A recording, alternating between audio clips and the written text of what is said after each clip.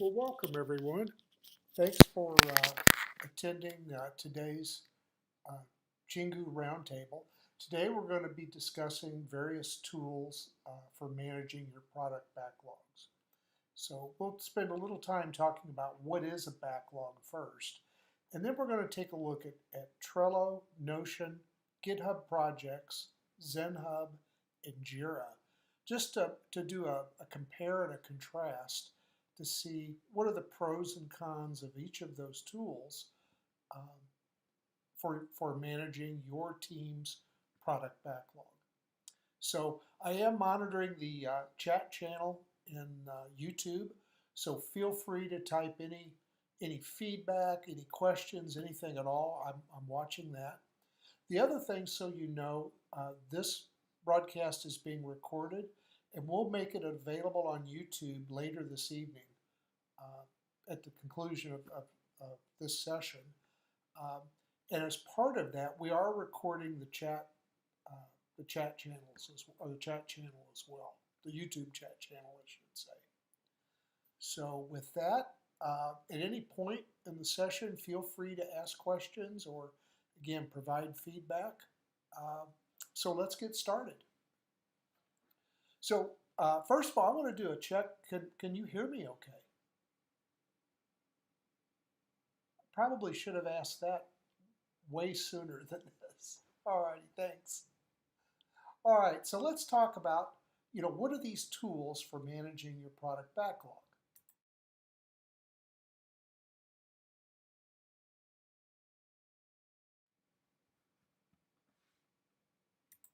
But before we can really talk about, what tools are good and bad for managing a backlog, we really should define what is the backlog. So in essence, the backlog is all of the work that needs to be performed for a particular project in order to reach that minimum viable product status. Um, so this is basically all of the epics, the user stories, and the tasks arranged in a Kanban board so that they're easy to find, easy to interpret, and so that you can see the status of each of them throughout the project. So we'll see a Kanban board in a moment, but I think you all are probably aware a Kanban board uh, is arranged in columns where each column represents the current state or a state in the project.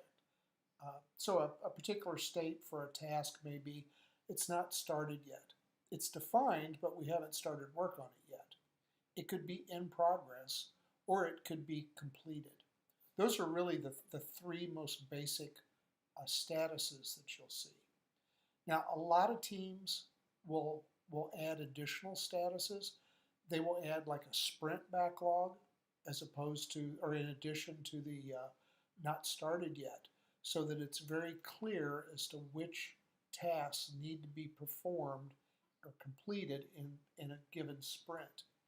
A lot of times, though, there may be an on hold column for tasks that are blocked by something. Could be that there's a bug blocking them, or you need an answer to a question before you can finish coding. And then finally, sometimes there's a review column as well, where teams use that as a state that sits in between in progress and completed. So it's that review state where a task is waiting on some other member of the team to do a peer review. So there's a lot of misconception around a product backlog in terms of its life cycle. I've seen many teams that treat it as a static document. They'll spend the first sprint or two defining the backlog and the items in the backlog, and then they never change it. But that really isn't representative of the Agile methodology. Because remember, in Agile, what you're doing is you're continually refining the state of the project, particularly as you learn new things and as you uncover bugs and design issues. So that means you have to treat the product backlog as what we call an evergreen document. In other words, it's something that's updated throughout the project. The other thing to keep in mind is that the reason that that's so important is that the product backlog defines what is the MVP at any stage of the project, and it also defines how close are you to completing the MVP. Now, we're not going to talk about metrics in this session. We'll save that for a later session, but that's where things like story point estimation come in, and burn down and burn up charts, where basically you're tracking how many tasks have been completed versus how many remain to be completed. And then finally, the backlog is built by basically teams defining, features and technical requirements, and then decomposing those into small, actionable sets of work items.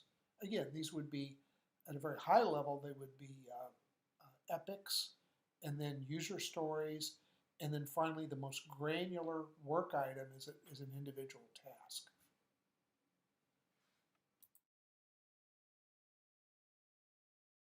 Hitting the wrong key. So what are some of the popular tools? Well, I listed them off earlier. There's Trello, there's Notion, there's GitHub projects, there's ZenHub, and there's Jira. So we're gonna walk through and show you some examples in each one of these and point out some pros and cons of each one. The one thing you won't hear me say in this presentation, you won't hear me say that, oh, this particular tool is the worst one, or this particular tool is the best one. And you certainly won't hear me say, oh, you have to use this particular tool.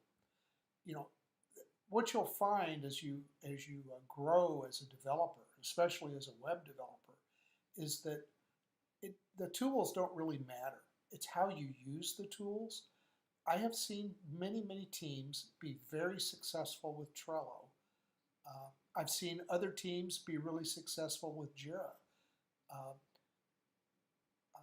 What really matters is the team's outlook and the rigor and the processes they follow to keep their backlog up to date, and to make sure that it has clarity, that it's readable and understandable.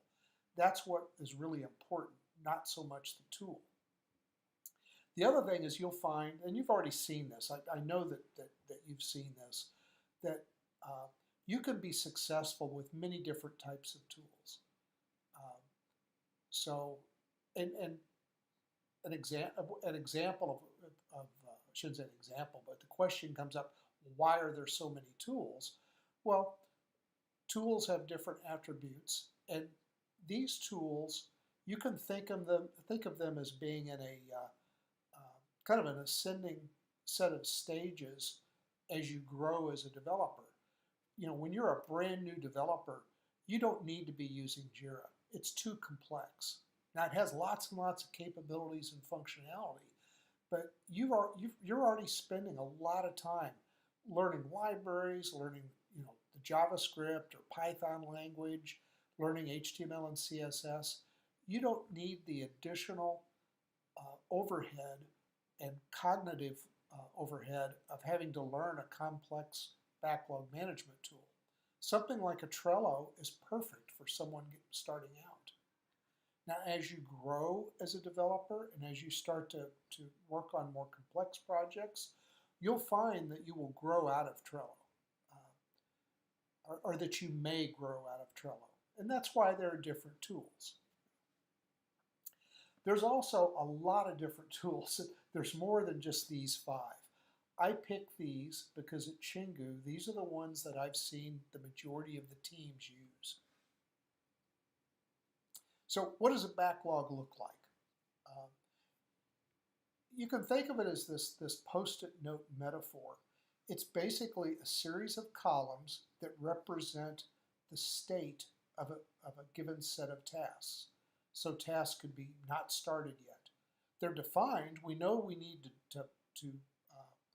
to complete these tasks, but we haven't started working on them yet. In progress defines, well, what are the tasks that someone in the team is actively working on this task, but they haven't finished yet.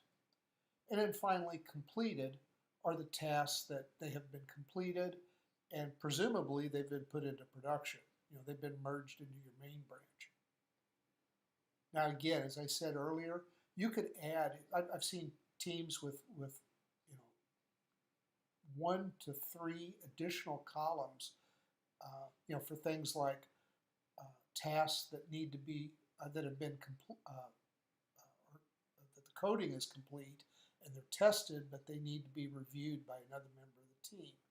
Or a column that's strictly for tasks that need to be executed or performed in the current sprint.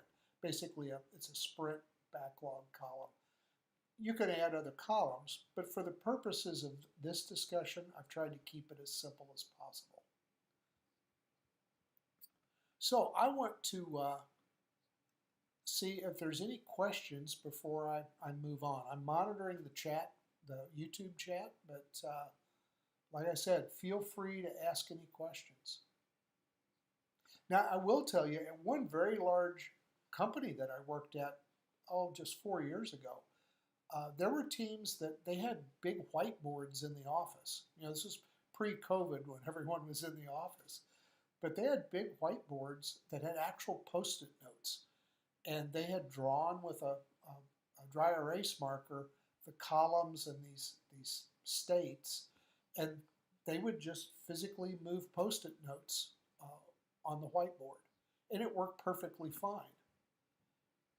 It's funny, but the danger in a solution like that is what happens if someone rubs up against the board and knocks the Post-it notes off. So what we'll see is that all of these tools that we're going to talk about represent your backlog in this kind of graphical format, though. This is the most common presentation format. And there's a reason why. It's the simplest to understand and the easiest to work with. So let's stop talking about slides or looking at slides for a moment, and let's dive into these individual tools and let's look at what their pros and cons are.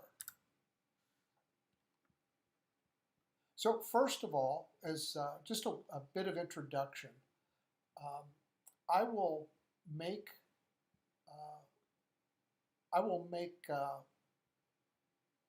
this presentation available to you as a PDF in the Chingu Discord later this evening as well.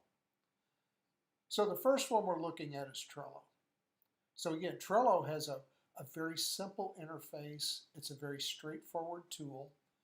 And what I've done is I've created 3 columns, just as you saw on the previous slide. And they have tasks in different stages of completion.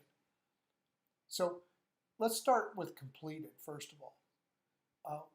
What this sample, and we'll use these same tasks, the same sample across all these tools. This is basically, 6 tasks dealing with building a profile page. Now, in a real project, you would see tens of tasks, user stories, and epics. On very large projects, you might see well over 100 or more tasks.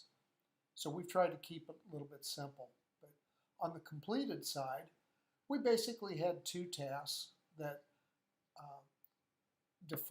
they call for defining a placeholder or a skeleton profile page and hooking it up to the nav bar to presumably test out navigation and to basically prepare the app for more details and more content to follow.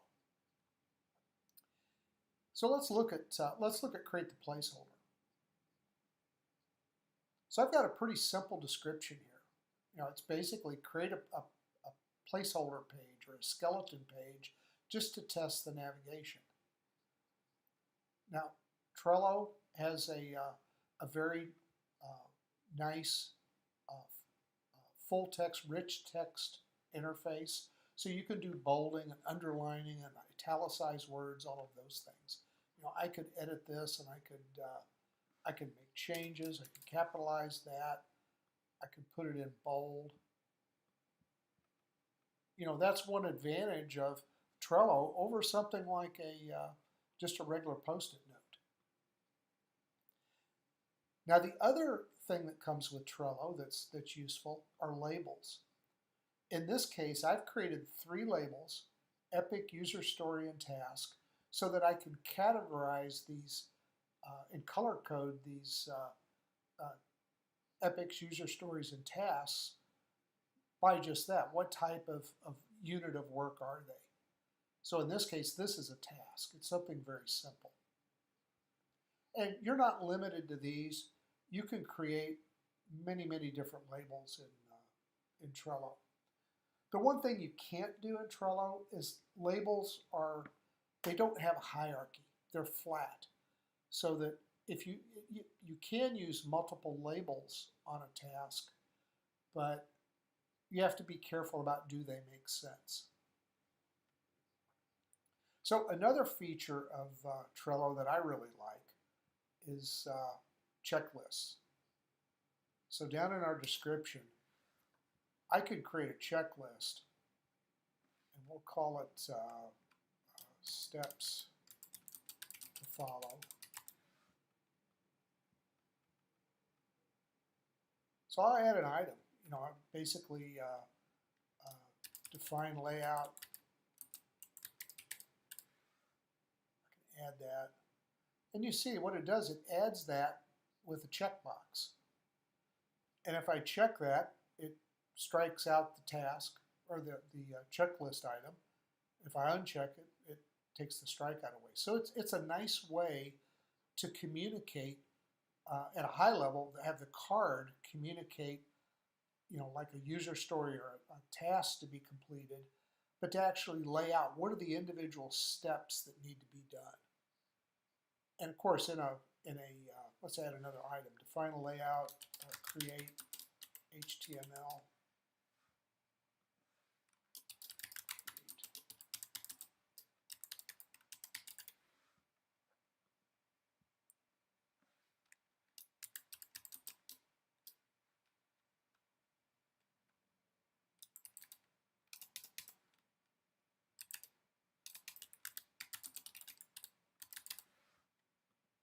So I could create 4 tasks.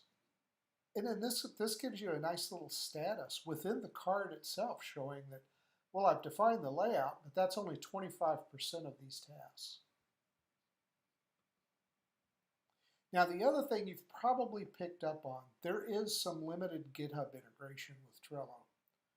And basically what I've done here is you can link issues in Trello, or issues in GitHub with the Trello card. Now the problem is, I shouldn't say a problem, but the consideration is that if you're wanting to use GitHub's issues to define your tasks, your epics, and your stories, this doesn't import those. It just links it with it. So it gives you a convenient link to GitHub. If I click this, it's going to open up that GitHub repo with that particular issue. And that's convenient. That's very helpful. But it's really geared around, what do you do, or how do you relate a bug or some additional detail that's in GitHub issues to a particular task. It's not intended to import the details of that GitHub issue into Trello. And then finally, there are other things you could do here, obviously. We could set a custom cover to make this a little prettier. We could add someone to this particular card to assign it to them, which is obviously very useful when you're tracking tasks and what their statuses are. And you can also create a card and make it a template so that the format can be used across all of the cards that you're creating. So I'm going to check the chat here real quick. Yeah, nothing yet. Like I said, feel free to ask questions as they come up. So hopefully this gives you a little flavor of what Trello can do. Now the other thing, and we'll see this in all of these tools, there is a drag and drop interface. For example, this identify profile fields. If I'm working on it and I complete it, I can just physically drag it to completed, and now it's in the completed silo or the completed column. Now real quick, let's take a look at implement profile scopes. I want to save this. I forgot to save this when I was creating it. Shame on me. And that I'm kind of glad I did that, because that's a nice little feature. I did that. I created this afternoon, exited Trello, and actually turned my computer off, and you could see it remembered the state, the fact that I had defined this and hadn't saved it. That's actually a really nice feature, because how many times do all of us do that, and how much content do we lose because of that? So in any event, you can format these descriptions since it's rich text. In this case, for a user story, I've been following this convention that the description contains the story. There's some special considerations that I've added so that I don't forget them, and so others on the team can see these and comment on them. And then finally, there may be some questions I don't have answers to, and so I want to record that question. And again, hopefully either I will answer the question before I start developing the code behind this story, or someone else on the team may help to answer this. And again, this format isn't unique to Trello. What's unique, or not unique, but what's nice is Trello gives you the ability to do the formatting of this. So I want to check questions one more time, and then we're going to move on to Notion next. Any questions on Trello? All right, let's close this out and we'll move on. Close this. So Notion is a more general purpose tool. Notion doesn't do just Kanban boards. You can have databases and tables, and you have some spreadsheet like formula capability. It's a bit more general purpose, but at the same time has some features that bring a little more power to you as a user. However, at the end of the day, you can see we're formatting this the same way. I've got a not started column that has the tasks in it that we need to perform, but we haven't had time to start yet. We've got the tasks that are in progress, and then we've got the tasks that are completed. And again, I'm going to look at I'm going to move that one. We've got drag and drop capability. I'm going to look at create the placeholder profile page. And just like Trello, you can format this. One difference between Trello and Notion is in Notion, you can create custom fields. So these are all custom fields that I've created for this particular Kanban board. They're properties.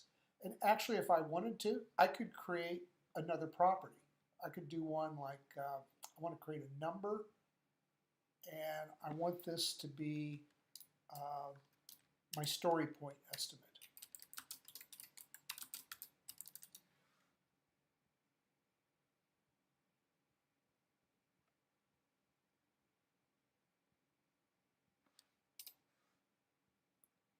So I can see right now that added that. And in fact, I can edit that property. Oh yeah, there, just got the number format. Let's make sure that's integer.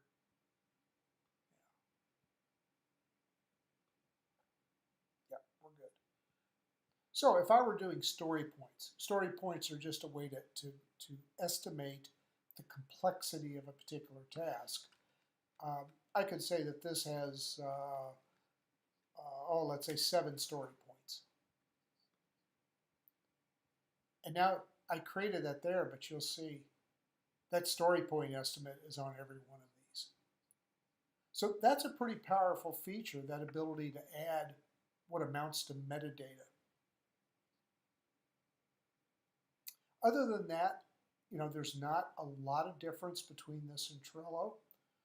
I will say one problem, or not one problem, but one deficiency or consideration with both Trello and Notion.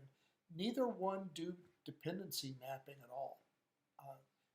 The only way to do it that I'm aware of is manually. I could create a property called something like, I could call it text, and I could say,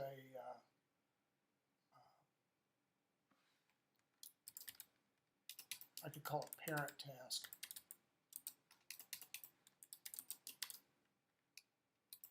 Parent item. Since I don't know that it's going to be a task, it could be a user story. And then I could just enter the name. Now, this has a problem. This is so simplistic, it's really not very usable. Because tasks can often have more than one parent. A task could be dependent on more than one parent. Additionally, if I created a list of child tasks, obviously, if I did that, this particular task could have multiple children. So that's really a deficiency in both Trello and Notion, that you can't represent dependencies very easily. And as you know, when you're managing a project, you are managing the definition of the tasks, but what's even more important in many cases is understanding what's the dependencies between the different tasks, the different work items.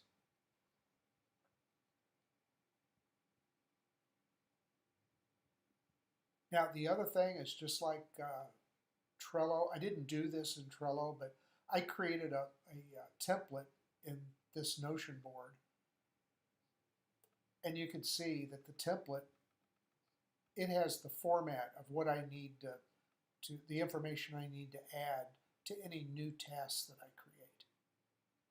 And that's a nice feature. And you can have multiple templates, but you can only have one default template, which I made this the default.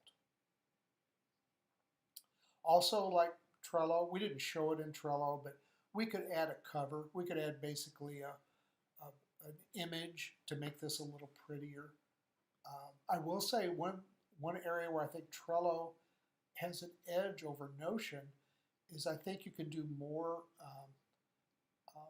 meaningful kind of UI, UX kind of customization in Trello. I shouldn't say UX, but it's more around the presentation, around colors and photographs, that type of thing. Pardon me.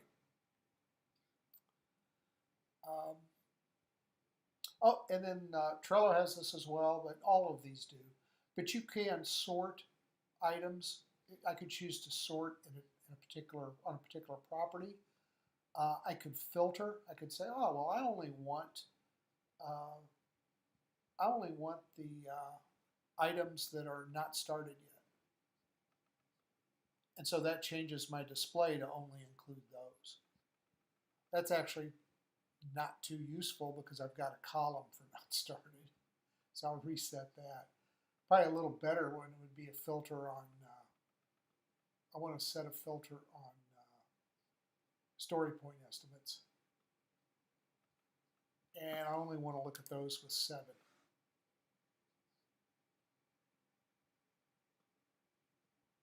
So that's pretty useful.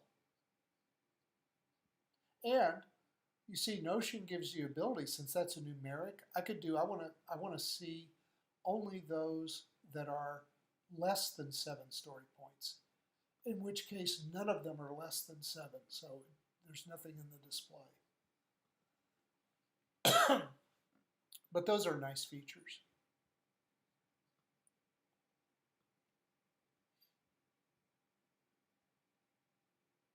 And I think that's really about it on Notion. There's a lot of similarities between Trello and Notion, again, one of the big differences is, as you can see, Notion is a little bit more compact.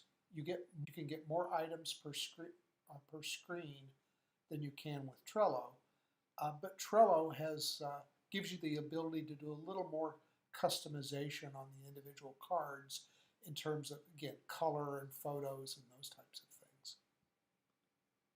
So let's see, a question. Let's see, something I know is that Notion provides some templates to work in groups in an agile way.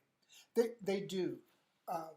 Trello has I say templates, but it's like, well, it is like a template. It's basically a pre-customized solution sets, if you will, for certain types of activities. Like, I know there's one around software engineering.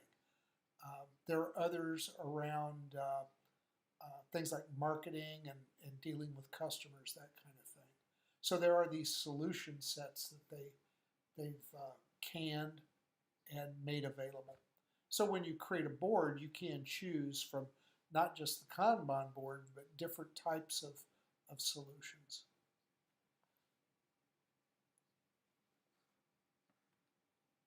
That's a good question, and that's a very good point. All right, anything at all on Notion before we move on to GitHub projects? Okay, so let's take a look at GitHub projects next. So GitHub projects, with this one, there start to be some differences in the way it manages the items. And I'm going to, here we go. So this repo, Backlog Tools Demo, I actually created all of these user stories and tasks we've been using in this demo. I created them as issues in this repo. Let's just pull one up. So I created it. I defined it. I defined labels for tasks and user story and whatnot, just like I did in Trello and Notion. But then I did an additional step where I linked it with this Backlog Tools project. So in GitHub, projects can use your issues as its kind of, you can think of it as its database, and it gives if you will, a more pleasant wrapper, a better UI around issues. So if I go back over to the projects now, you can see the projects are they are owned by either the organization, in this case it's the Chingu Voyages organization. It's the same organization that owns that repo we just looked at. Or if you're an individual user, it's owned by the user ID that owns the repo. So you can see it's a pretty bare bones interface. Like all the others, you can drag and drop, the tasks. You can do some filtering, but it's on specific items. Well, it's on specific items here, like priority. Or I could do something freeform, which I'm not a fan of this because there's so much gets to be so much text in the backlog items themselves that when you try to filter, sometimes you get too much or too little. So like for example, if I said I want to filter on description, I get nothing.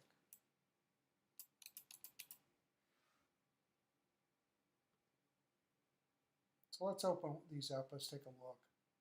So you can see we get the labels that we assigned on the issue. But the other thing we get, in addition to that, we get the status. We can assign specific members of the team, just like we could in Trello and Notion. we've got this concept of milestones. This would be like a release milestone. You could tag work items to being part of things like, oh, release 0.1 or maybe sprint 2, that kind of thing. You could link pull requests to items, which is a really nice feature because what happens if you do this, then when the pull request is completed, it closes all of the items that are associated with it. So you get a little bit of automation in there. The other thing that you get is that more and more GitHub is,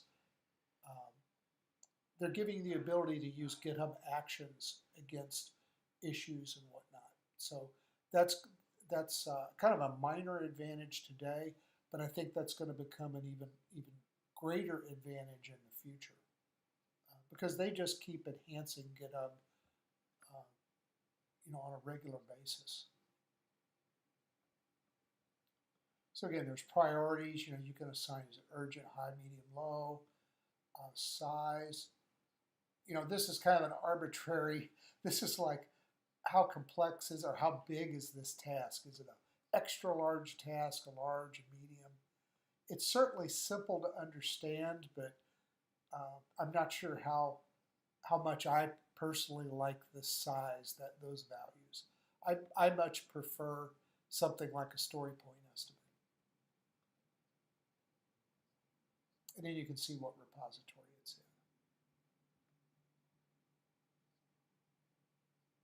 in. And just like Trello and Notion, really all of these, GitHub, you get rich text formatting.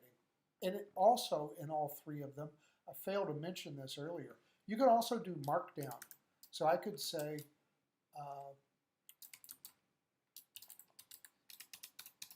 hi team,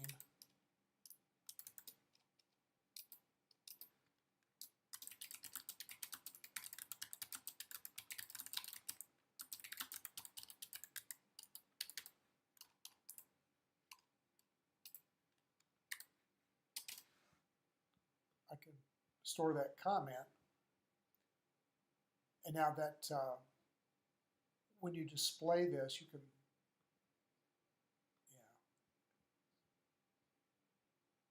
I may be wrong on this. I need to back off on this. I thought that this would display in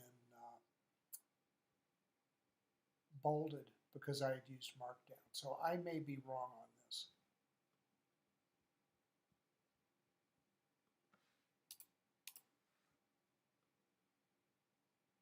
Let's test it out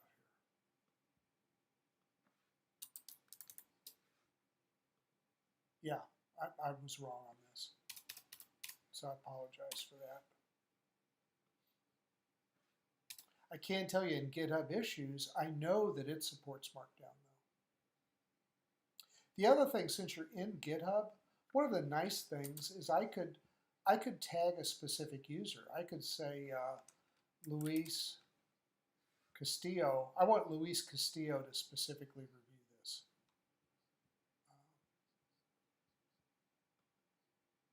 And now when I preview it, that's linkable. If I click on his name, I'll go to his GitHub profile. The other thing that you can do in GitHub, and this is true in issues as well, if you embed a, let's see if it works here. Let's edit this. We're going to try this. I'm not sure if this will work or not. Yeah, it does. If you type a number sign and then the number of an issue, it will automatically link that issue. So that's a nice feature. This also works when you're creating PRs. If you wanted to list all of the issues that PR closes in the PR comment, you could just include number sign, number 11, comma, number sign 13, number sign 21, whatever, and it'll link those issues to that PR so that when that PR is closed, then it will also close the issues. Now, the one thing that um, we're going to move on from GitHub here in a minute, but the one thing that GitHub, Trello, and Notion don't do well, in fact, they don't do at all, is reporting. And so that's one advantage that we'll see in ZenHub and Jira, is that they actually can generate some reports based upon your backlog definition, whereas these first three we've looked at don't. So let's see. What I like about GitHub projects is that you don't need yet another tool to manage your project. You're absolutely right there, and that's a big plus. Everything is done within GitHub, and that I agree with that. That is an advantage, that you don't have to switch tools, and you can see everything from essentially your repo. Now, there are some people, the one thing that GitHub doesn't do as well as the other tools are things like, I don't think you can add a photo, for example. In fact, I know you can't. You can't add a photo. Double check that. But yeah, you can't add a photo. You can't change the color other than daytime, nighttime mode. And that's a big deal to some people. Now, what you can do, and I didn't do it here, you can change the color on the labels, though. So at least user stories, I could set that to yellow, and that would be a little easier to pick out a user stories versus the tasks in the board. The other thing I've struggled with, actually in all of these tools, I've worked on some really big projects that had, in excess of 100 different tasks. In fact, in one case, it had several hundred tasks.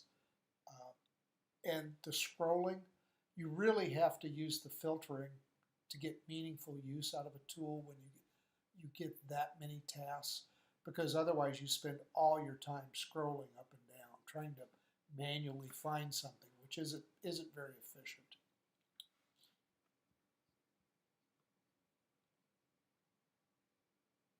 So any questions on GitHub before we move on? And I realize I'm going fairly fast here. This is a kind of a fast survey of these tools. And remember, the intent, or my intent, isn't to teach you all the very granular details of the tool and how to get the most use out of them. I'm really trying to compare and contrast the different tools and kind of give you the basis for what might you like to try. So let's move on. Let's go to ZenHub. Now, I'll tell you, ZenHub was one of my favorites for a long time. It kind of still is to some extent.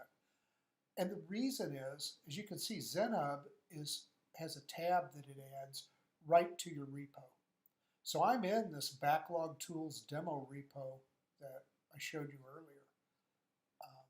This one, or on the screen, I should say. And it's got that ZenHub tab. And I've already got that open here.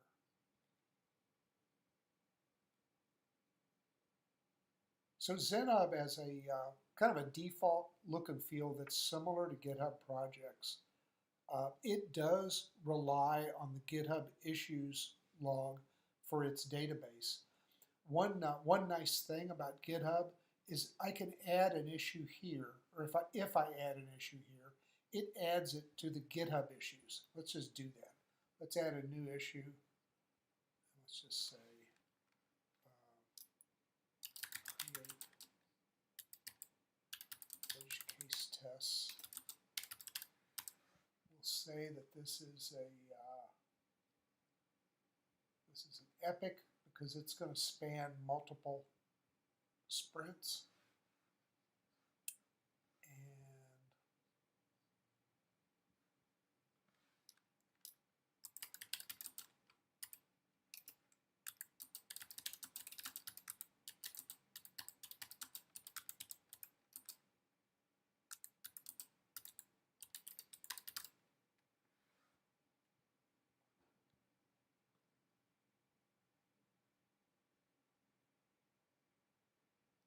All right, so I've added that. Now if I go over to issues, what I'm expecting to see is that we'll see now a new issue for that. Oops. And in fact, we do. I don't know if you caught it. It was at 19, it went to 20, and we can see right up at the top, we've got that new issue. So that's something that's nice. I think it's nicer than GitHub projects because not only do we have more features, which we'll dive into, but in GitHub projects, I really have to clone my tab, or I have to add a new tab to see the project view because you can't see that view inside your repo. Now the other thing, like I said, is that let's open one of these up. Let's open up your define profile operations. You get a lot more capability around Agile and Scrum specifically that's built into ZenHub that you don't get in Trello, GitHub projects, or Notion. So remember, in Notion and Trello, GitHub projects, a lot of times we're defining custom labels and custom properties to try to make it more of a project management tool. Well, a lot of that's already done for us in tools like ZenHub and in Jira as well. Things like, I can assign this to a specific sprint. I can define a story point estimate. Pardon me. And one thing with ZenHub, and I believe this is a capability of Jira as well, you can actually use it to play planning poker. So planning poker is built around story point estimates, and it's an exercise that the team uses to determine what are the tasks that need to be completed in this particular sprint, and are the, more importantly, are the story point estimates correct? So it's a way to kind of arbitrate the setting of those story points across everyone in the team. Because I could say that something, that this is an 8, someone else on the team could say it's a 40. It's way more complex. And so we need to somehow come to an agreement on what is the correct number of story points for this task or this item. Pardon me. The other thing that you can see that's nice, you get this kind of audit and tracking capability. It's telling me that JD Medlock actually commented on this 11 minutes ago, edited this. That can get a little bit busy, but it is nice when you're trying to figure out who said what about a particular task.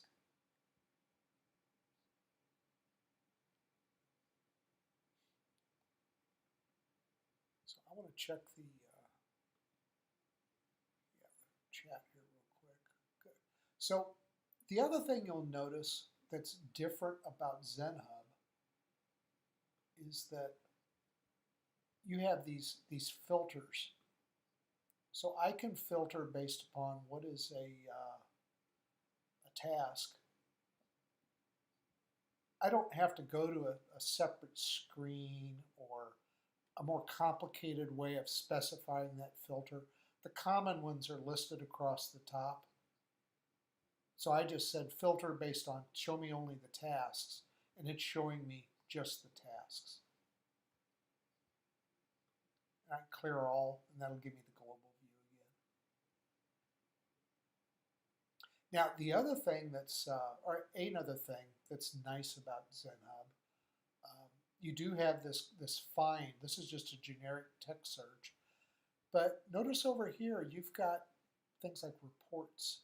You've got some additional functionality. So I want to look at reports. We'll look at the drop down. Let's look at a burn down. Well, yeah, let's just look at a burn down. Yeah, I don't have sprint set up yet. But basically, ZenHub has a set of canned reports included with it that summarize the state of the project based upon this backlog. So you can use these to basically manage your project. Here's one finally. Now, as you noticed, I was clicking around because some of them require that we assign tasks to sprints. Obviously, to do a burn down chart, the burn down chart is built around the sprints. So if I don't have sprints defined and I don't have my tasks targeted to be completed in a specific, or at least worked on in a specific sprint, it can't generate the report. That's why it was a blank screen. But the cumulative flow, this is showing me, I've got 14 new issues in this project. I've got 3 that aren't started. I've got 1 that's in progress and 2 that are completed. So you get a graphical representation of, based upon the number of issues that you have, as to, how are we doing? And where are the most issues? What state is our backlog in? So I would expect this type of representation, this specific result, it's representative of a project that has just gotten off the ground. It's just started because we have so few completed tasks. By the end of the project, I would expect there would be more completed tasks than any other tasks, and I would hope that by the time we get to the final sprint, that none of these are not started yet or new. And then the other thing, you see, this is summarizing it by day in terms of when were these added. So all of these were added today. But over the course of the project, this is some pretty useful information because it shows you things like, or gives you an indication of things like, well, if I'm in sprint 5 and nothing is in progress, that's a danger signal. Or if I'm in sprint 5 again and we have half of our backlog is not started, that's a danger signal, assuming that you only have 6 sprints in your project, as we do at Chingu. So anyway, that's an example of reports and really some of the power of reports. And again, down the line, we'll probably do a roundtable just on Scrum metrics and backlogs and how you can get those type of metrics and reports, or at least that type of information, whether you're using ZenHub or Trello. In a Trello, you'd have to manually compute it, but it can be done. So anyway, that is ZenHub. I've always referred to ZenHub as a poor man's Jira. All of these tools have a free tier, and everything I've shown you is in the free tier. I don't have a subscription to any of these, for what it's worth. And we'll see, we're going to wrap up with Jira here in a few minutes. I like ZenHub because it has, or at least I've liked it in the past because for the projects that I do at Chingu, it has enough features to really provide value, like some of these reports, without having the overhead of a lot of complexity and a high learning curve. When we get into Jira, you're going to see one of the issues with Jira is it's extremely full-featured, but with that means that there's some complexity and a high learning curve. So let me check the chat again. Yeah, any questions or comments before we move on to Jira? If not, we'll just zip ahead. Okay. And if you do have questions, I'll keep monitoring. We can always back up and come back to one of these.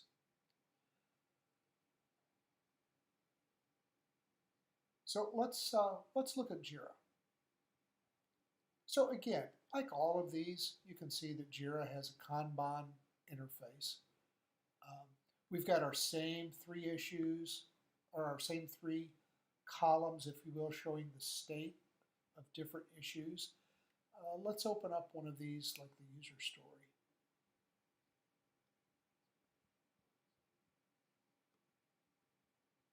So just like all the others, this description, it's you can format it using rich text. You can do mentions just like you can in GitHub, and also you can do mentions, and you can reference issues with the pound sign in ZenHub as well. But you can also do that here in Jira. And then like ZenHub, Jira has some properties built into it that it lets you visualize over here. It renders on the task card. Now, one nice thing about both Jira and ZenHub is, and GitHub projects for that matter, is that you can associate items in your backlog with PRs. And then when those PRs are completed, it'll automatically complete these work items as well. What's unique about Jira, unique over the ones we've looked at up to this point, is that you can actually create commits. You have a little more control over code management. And in fact, if we go to this code tool, you can actually click this to open up the repo.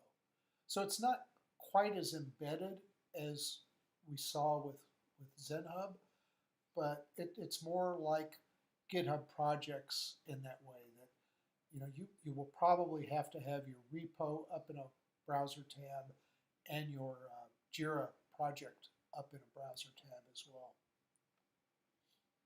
If we had pull requests, it would show all the pull requests so that you could link them to items on your board and whatnot.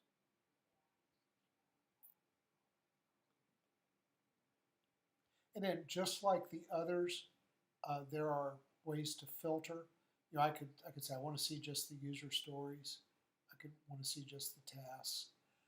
What's unique about Jira, again, unique as compared to the other tools we've seen, Jira gives you the ability to totally customize just about everything on this screen. Now that comes at a cost. It has a high learning curve because of that. But I've yet to see a project that Jira couldn't manage and couldn't be very helpful using on that project. I can tell you when I worked at oh good, we've got a troll. When I worked at both Bayer and Monsanto and some other companies, we used Jira, and we used on some extremely large projects.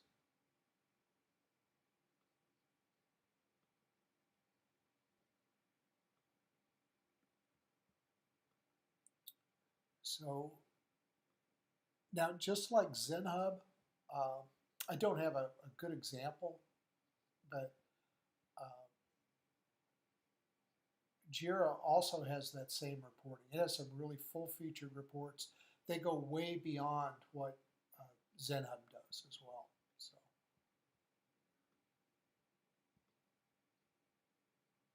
sorry, I was trying to boot this troll, but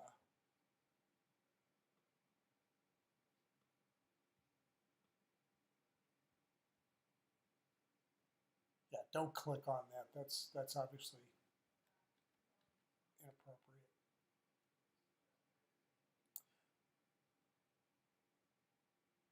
So anyway, that is a quick, in an hour, we've toured, 5 of the, arguably the most commonly used backlog management tools.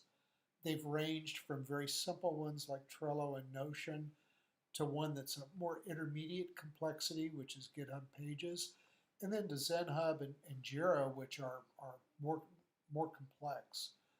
But the trade-off there is that, again, the more complex tools can handle more complex projects. So any questions? What we're going to do is kind of go back and summarize. I'm going to go back to the slide deck.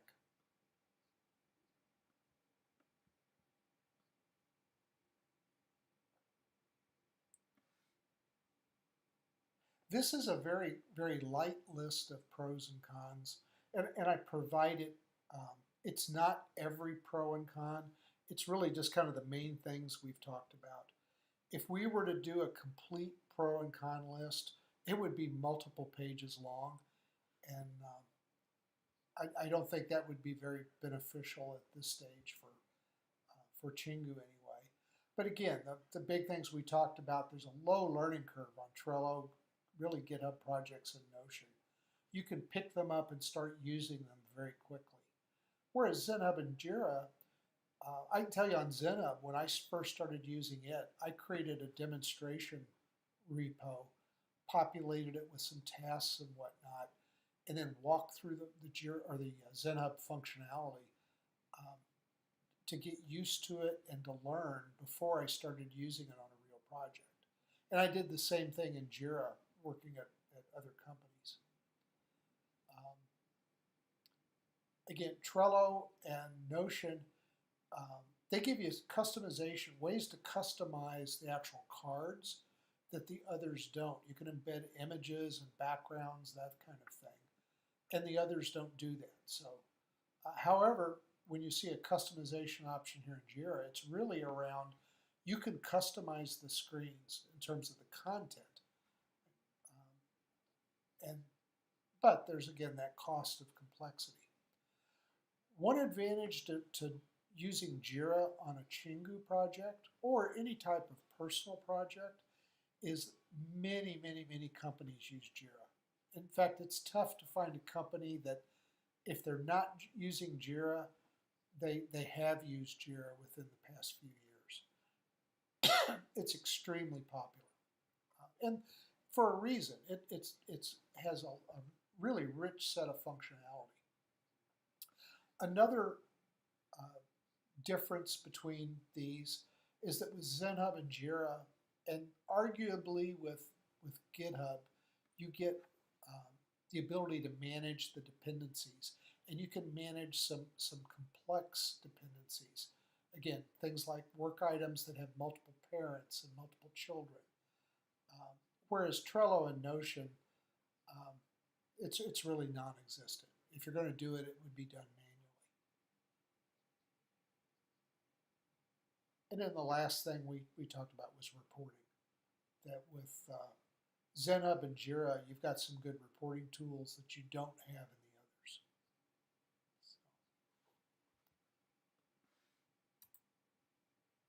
So again, I'll create a PDF that has these clickable links. These are really just some Chingu articles on Scrum and on building the backlog.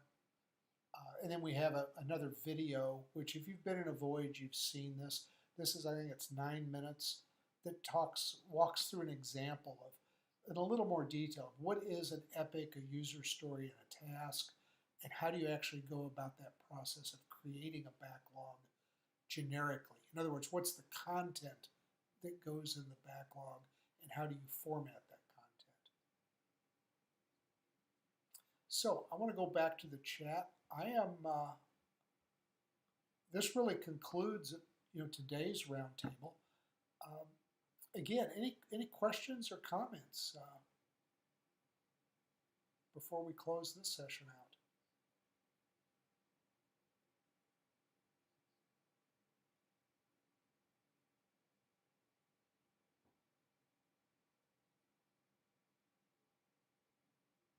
Could Jira show web design for ticket? So if you would, I want to make sure I understand. Are you talking about specifically a web design workflow? Or are you talking about, can you customize the ticket screen?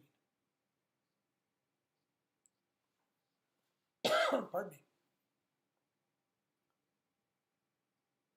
I will tell you, Jira can customize the ticket screen.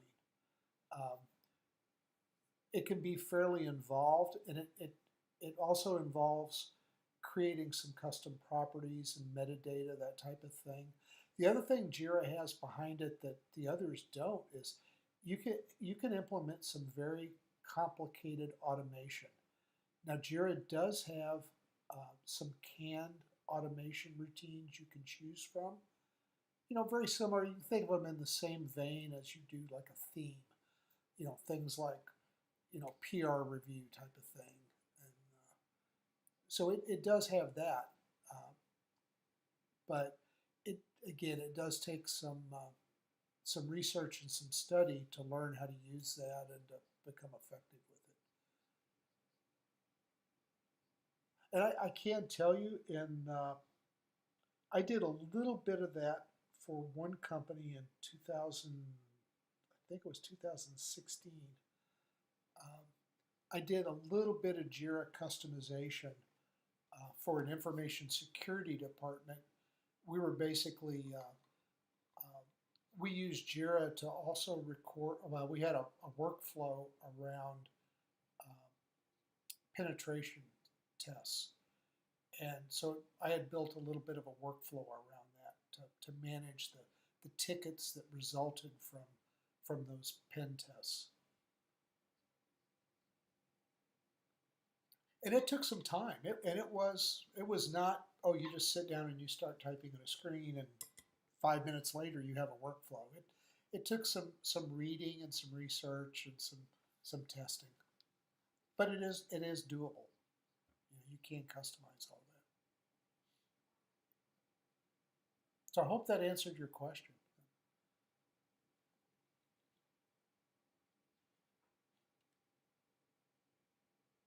So anyway, I'm going to close this one out. I want to thank you for joining and for your questions and your comments. Those are always helpful. Again, what we'll do is I'll post a link in the Chingu Discord when the recording is available in YouTube. I'll also create a PDF from the slide deck and post it as well. So with that, again, thanks, and we'll see you all later. We'll see you in Chingu Discord. Thank you.